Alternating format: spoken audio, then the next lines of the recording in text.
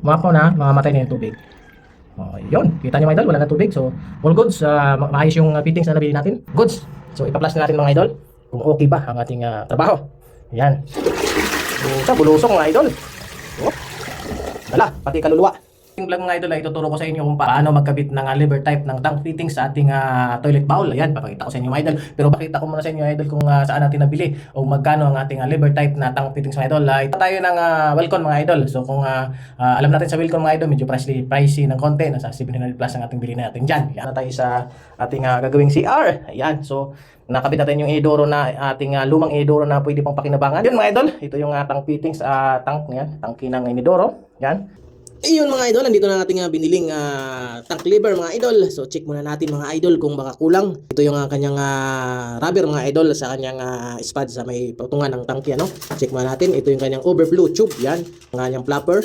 Yan, kompleto naman siya idol. So ito yung tank level, yung pa sa tubig paghila pag nagpa-flush ka mga idol. At ang kanyang refill tube mga idol ano. Itong tank lever yan. So explain natin to mamaya mga idol. So ito yung tools niyang built-in sa kanya mga idol. So bolt nut, kanyang refill water gap, yan mga idol, tsaka extension para in case na yung mga ginagamit nating flexible hose ay hindi tugma dito ano. Ito ay 5/8, ito ay 1/2. So para maikabit natin yung mga idol ay kailangan natin ng angle valve. So 1 way lang yung kinuha natin mga idol at kailangan din natin ng flexible hose mga idol. Yan. So ito yung ikabit natin doon sa yan sa may tubig na yan no. So yun lang, gagamit lang tayo ng tools idol, itong mga tools yan hindi natin gagamitin mga tools lang mga idol. At saka siyempre hindi mawala yung teflon mga idol. Basic lang to mga idol sa mga marunong. Pero kung ikaw ay first timer, siyempre pag nakabili ka namang tank fittings mga all set mga idol ay may mga instruction naman nakapaloob nun, di ba? Pero mas better kung panoorin mo to mga idol ay mas actual mong makikita kung paano ikabit. So yun, so mga idol, umpisa na natin ang ating DIY. Install pa natin dito sa kanyang tangki mga idol no. Bago natin ikabit dito sa taas ng kanyang bowl. Ayan, so unahin natin ang kanyang overflow tube. Yan. So yun mga idol, tanggalin muna natin yung kanyang nut mga idol. Yan, tanggalin muna to mga idol. Ito. Yan, tanggalin muna to. Then, yung rubber retin lang yung mga idol. Diyan lang yan. So ang kanyang flapper mga idol, nasa inyo kung na-disturbihan kayo mga idol, pwede nyo ikalasin. Yan, pwede nyo kalasin mga idol para hindi makadisturbo para mas magaan magtrabaho mga idol. Yan, balik nyo na lang pagkatapos. Kung kaya nyo namang hindi tanggalin, walang problema, nasa inyo na yun mga idol. Yung rubber mga idol, yan ay huwag nyo tanggalin. Ganyan na yan ha. So salpak na natin mga idol. Unahin natin itong overflow tube. So yan, dapat nakaharap po siya sa yan, nakaharap. No, ito yung likod, ito yung harap. So ito yung nasa tiles banda sa wall. So ito yung harap mga idol, dapat makaganyan no. Positioning mga idol, yan kita nyo, yan. Dapat ganyan mga idol. Yan ang tamang setup mga idol ha. So i-fix na natin to mga idol, yan. Nut, balik natin to mga idol ha.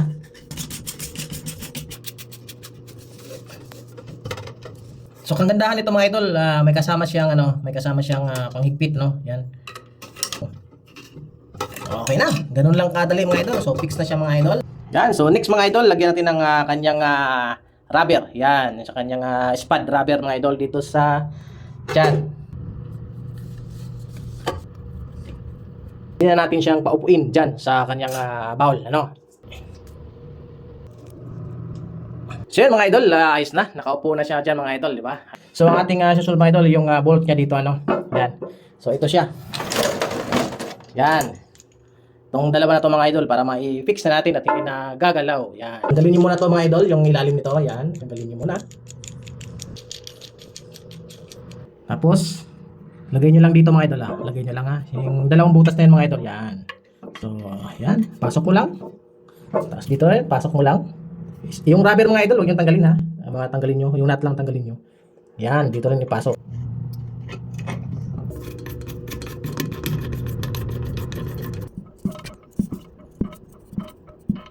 Yan, idol, ayos na.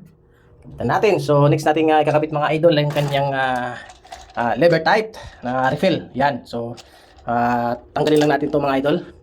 Kanyang nut mga idol, tanggalin mo lang to. Yan, din nga kasama yung kanyang washer mga idol. So, tanggalin nyo muna ito mga idol. Din retin lang yung retin lang yung rubber na yan. So, ito mga idol, na-adjust po ito mga idol ha. Papakita ko sa inyo paano i-adjust yan. So, may lock pin dito mga idol. Tanggalin nyo lang.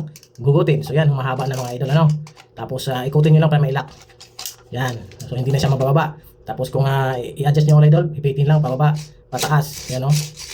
Yan. So na-adjust yung mga idol. Lock mga idol, balik mo lang sa kanan. Yan o. O di lock na yung mga idol o. Nag-automatic siya nag-lock. Tapos pag tinanggal, angat nyo lang, tapos pihit pa kaliwa, baba mo, di ba? Tapos i-lock mo pa kanan. Yan, lock na. So yan mga idol, yung paano i-adjust kasi yung iba hindi alam. Kasi ito, pwede rin ma-adjust ng mga idol ha. Yan, yung sa ating level tangki na pwede maibaba. Ano ba ito? Gusto mong ito kasi pag once na ang tubig mga idol mapunta dito, pag umangat ang mga idol, pag umangat ay automatic na mamatay na yung tubig natin, no? Kasi ito yung pinaka-bulan niya na nag-stop, nag-automatic sa tubig, no? So, kung halimbawa na i-adjust mo baba, na-adjust po yan mga idol ha. Pataas, ito lang pinipihit mga idol, no? O, diba? Nakita nyo? Buwaba ang makyat. So, yan. May adjustment din tayo dyan mga idol, no? Ating floater. Itong outside floater, itong in floater. Yan. So, install natin mga idol. So, salpak lang naman to mga idol. So, adjust mo natin ng konti para medyo tumaas-taas ng konti. Yan. Tapos, balik natin. Yan. So, taasan din ng konti mga idol para maraming tubig. Yan. Yan. So, yan nakahaba. So, yan. Install natin mga idol. So ito mga idol, ang positioning nating refill valve mga idol ay ganito mga idol, no? Yan.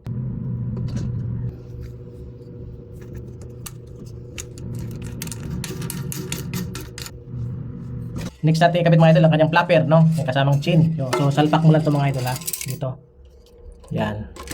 Diin mo lang mga idol, diin mo lang yan. Yan. So yun, ayos na. So goods na mga idol, yan. Yan siya. Next natin ikabit mga idol kanyang water level. Yan, pinapos natin. So, umpisa, tanggalin muna natin to. Yan. Tsaka natin pasok. Yan, oh. Yan. Yan. So, salpak na yan. Ilagay yung kanyang lock.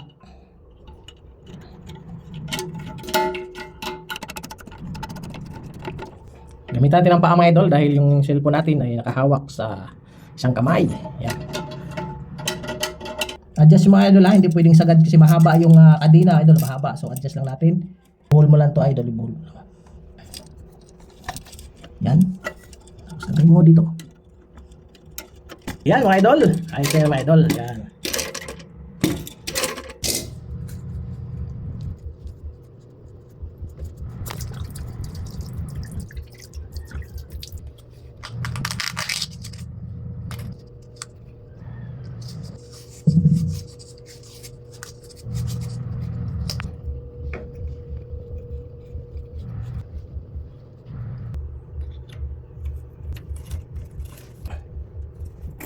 Yan, nakabit na natin ang ating angle valve mga idol, flexible hose. Nakabit na natin dito sa ating refill valve mga idol, ang ating water level, ating flapper, ating tube, no? Yung overflow tube, yan. So, ang kulang mga idol ay yung dito, yung hose dito kinakabit na refill hose, ano? So, ito 'yon. So, ito idol, yan, sinusok-sok mo na to dito sa gilid, yan. Yan, basic lang to mga idol, no? Yan. Itong kanyang regulator mga idol ay sinasalpak po yan dito mga idol, yan. Yan, sinasalpak po yan dyan mga idol. Pero ang sa akin mga idol ay hindi ko po yan nilalagay dyan, ano? Kasi sayang yung tubig. Kasi pag once nag-flush ka mga idol, yung tubig didiretso lang doon. So sayang, kaya nilalagay ko lang yan sa baba. Yan, sa baba na lang mga idol yan. In case na para pag sumirito mga idol, hindi tatapon yung tubig. So yan, so dito natin ilalagay kasi pag once dito, pag nag-flush ka, habang nagre-refill siya, matatapon yung tubig doon sa ating bowl. So para madaling mapuno, dito lang sa baba. Yan, okay na yan mga idol. Pero sa nakalagay sa kanyang manual, dito talaga nakalagay yan. So sa akin, dyan na lang, no? Para hindi masayang tubig. So yan mga idol, testingan natin. Open natin yung valve. Yan. Kung may leak ba ang ating ginawa. Yan. Oh. Yun. Okay na. Set up. Ito yan. Yan o. Gumagapon na yung tubig. Okay yung flapper natin. Mukhang okay naman. So ito yung ating valve. Kung ikaw ay walang nagtitipid, di ba? Ipapagawa pa sa iba, di ikaw na lang gumawa. No? So may mga vlog din tayo dyan mga idol na paano yan kung in case na masisira, in case na kung anong mga damage, hindi magre-refill, natatapon. May mga vlog din tayo dyan pwede nyo panoorin yung mga idol lalo sa ating YouTube channel. Yan. So tingnan natin mga idol kung halimbawa may leak at saka all goods ba ang ginawa. So yan.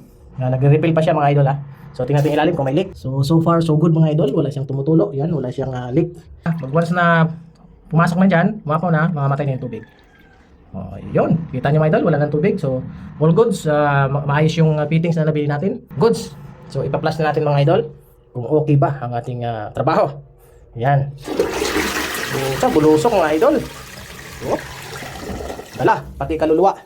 Yan. So, nagre-repair ulit siya mga idol. So, yun lang ating video mga idol. Sana may nakuha kayong tips. Ang hirap kaya mag-vlog mga idol na mag-isa.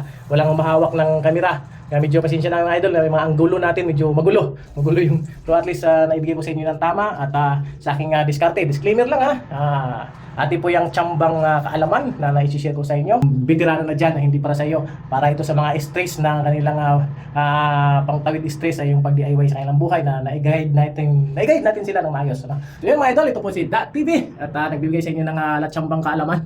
So yun mga idol, maraming salamat at sana may natutunan kayo at Bawal Basher. Salamat!